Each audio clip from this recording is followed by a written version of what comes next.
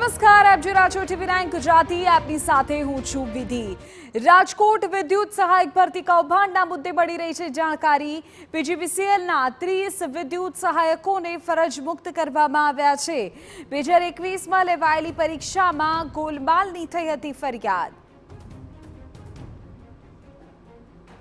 સક્ષમ અધિકારીએ નિર્ણય લઈને કાર્યવાહી કરો. એવું પણ કહી રહ્યા છે કે સરકારી જે અધિકારીઓ છે, ઉચ્ચ અધિકારીઓ છે, તે ક્યાંક ક્યાંક માંગણી કરી રહ્યા છે. હવે એ આખી જે ફાઇલો મુવમેન્ટની જે આપ વાત કરો છો, જે ફાઇલ પ્રોસેસ છે, કનેક્શન રિલીઝ કરવાનું છે, એની ક્વેરી છે, એને કઈ રીતે સ્ક્રુટિની કરવાનું, આખું ટેકનિકલ પ્રોજેક્ટ સેક્શનમાંથી જે તે વિભાગમાંથી થતું હોય, એટલે એના માટે હું તમને વધારે કંઈ ના કહી શકું.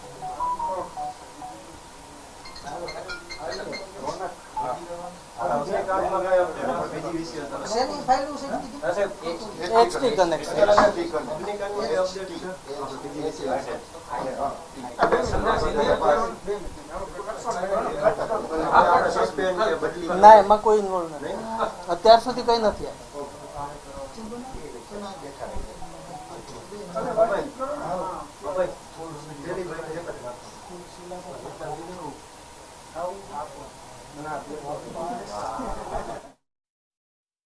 તો આપણે જાણકારી આપી દઈએ કે વિદ્યુત સહાયક ભરતી કૌભાંડના મુદ્દે 30 વિદ્યુત સહાયકોને ફરજ મુક્ત કરવામાં આવ્યા છે. ઉલ્લેખનીય છે કે સક્સેસ ઇન્ફોટેક નામની કંપનીએ પરીક્ષા લીધી હતી અને 400 પરીક્ષાર્થીઓ પાસ થયા હતા. ઉમેદવારો પાસેથી 10 થી 15 લાખમાં વહીવટ કરવામાં આવ્યો હતો. શંકાસ્પદ રીતે પાસ થયેલા પરીક્ષાર્થીઓનું એક લિસ્ટ PGVCLને મોકલાવ્યું હતું. PGVCLે તપાસ કરી તો 30 જેટલા વિદ્યુત સહાયકોને હવે ફરજ મોકૂફ કરાયા છે. તમામ કર્મચારીઓ સામે તહોમતનામું દાખલ કરવાનો આદેશ આપવામાં આવ્યો છે. ચોરવાડ, બાંટવા, લાલપુર, ધોરાજી અને ભાયાવદર સહિતના ગામોમાં આ વિદ્યુત સહાયકો ફરજ બજાવતા હતા. તો આ મોટા સમાચાર. પરીક્ષામાં ગોલમાલનો આખો મામલો હતો અને આ મામલે જાણકારી મળી રહી છે કે હવે 30 વિદ્યુત સહાયકોને ફરજ મોકૂફ કરવામાં આવ્યા છે.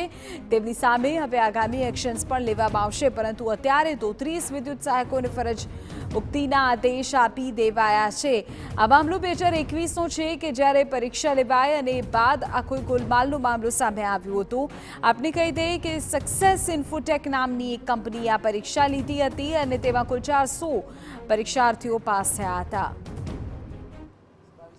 કરવામાં આવી હતી એ ભરતીમાં આપણે ઓનલાઈન એક્ઝામ લીધી હતી. એ એક્ઝામમાં આઉટસાઇડ એજન્સી થ્રુ એક્ઝામ લીધી હતી અને એ ઓનલાઈન એક્ઝામમાં સેન્ટરો છે એ કોમ્પ્યુટરાઇઝ એક્ઝામ હતી, એટલે અલગ અલગ જગ્યાએ ગુજરાતમાં એક્ઝામ લેવામાં આવી હતી અને એમાં સેન્ટરોમાંથી અમુક જગ્યાએ ગેરરીતિ કરવામાં આવે છે એવું ધ્યાનમાં આવેલું, એટલે સરકારશ્રી દ્વારા ક્રાઇમ ડિપાર્ટમેન્ટને એની ઇન્ક્વાયરી સોંપવામાં આવી અને એ આખી ઇન્ક્વાયરી કરતાં PGVCLના જે 30 ઉમેદવારો છે એવા ધ્યાને આવેલા. એટલે આ જે સસ્પેન્ડ કર્યા છે એ અત્યારનું ઇસ્યુ નથી, એ છે ગયા વર્ષનું છે અને જે સસ્પેન્ડ કર્યા છે એ 23-24માં કર્યા છે અને બિફોર ઇલેક્શન કરેલા છે. અત્યારે જે ગઈકાલે પેપરમાં આવ્યું છે એવું હમણાં 3 મહિનામાં કોઈ જ વસ્તુ બનેલ નથી. આ જૂનો ઇસ્યુ છે.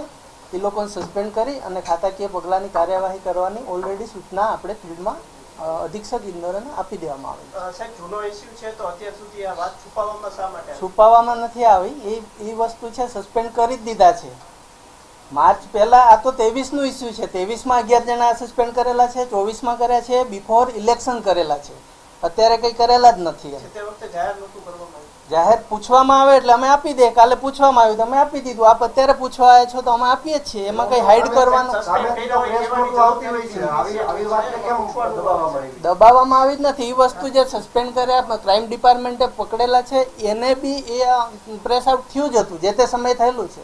સાહેબ, PGVCL ઓથોરિટી છે, ખરેખર PGVCL આ વસ્તુ જાહેર કરવી જોઈએ, પરંતુ અત્યારે જે પ્રકારે જાહેર થયું છે એનાથી એવું લાગે છે કે આ વસ્તુ PGVCL દ્વારા દબાવવામાં આવી છે, છુપાવવામાં આવી. દબાવવા માટેના કોઈ જ કારણો નથી. આખું ગવર્મેન્ટ શ્રીની સૂચનાથી ક્રાઇમ ડિપાર્ટમેન્ટ એની આખી ઇન્ક્વાયરી કરી અને એમાં જેમ જેમ એક સાથે 30 જણાનું રિપોર્ટિંગ આપણને નથી કરેલું, એક ઇન્ડિવિડ્યુઅલ 2-1-2-1 એવી રીતે આપેલા છે. આ 30નું લિસ્ટ તો અમે સમરાઇઝ ગઈકાલે પૂછવામાં આવ્યું કે આવું એમજીનું પેપરમાં આવ્યું છે, તમારું કેમ નથી? તો અમે કીધું ભાઈ ઓલરેડી એક્શન લેવાઈ ગયા છે અને 1-30 એક સાથે નથી, 2-2 જેવી રીતે ધ્યાનમાં આવે એ રીતના છે. જેવા સસ્પેન્ડ કર્યા છે તો એ લોકોને ડિસમિસ કરવામાં આવશે કે ખાલી સસ્પેન્ડ કરી પાછા સસ્પેન્ડ કર્યા પછી એની ખાતાકીય કાર્યવાહી આગળ કરી અને આગળની કાર્યવાહી કરવામાં આવશે. બીજું આ વસ્તુ કોર્ટમાં બી પેન્ડિંગ છે, એટલે એ રીતનું આગળ કાર્યવાહી લીગલ અભિપ્રાય લઈને આગળ કાર્યવાહી કરવામાં આવશે.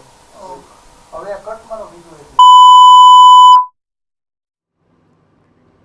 તો અધિકારી કહી રહ્યા છે કે આ એક્શન અગાઉ લેવાઈ ચૂક્યા છે અને આખો જે મામલો હતો તેમાં કુલ 30 લોકોને ફરજ મુક્ત કરાયા છે.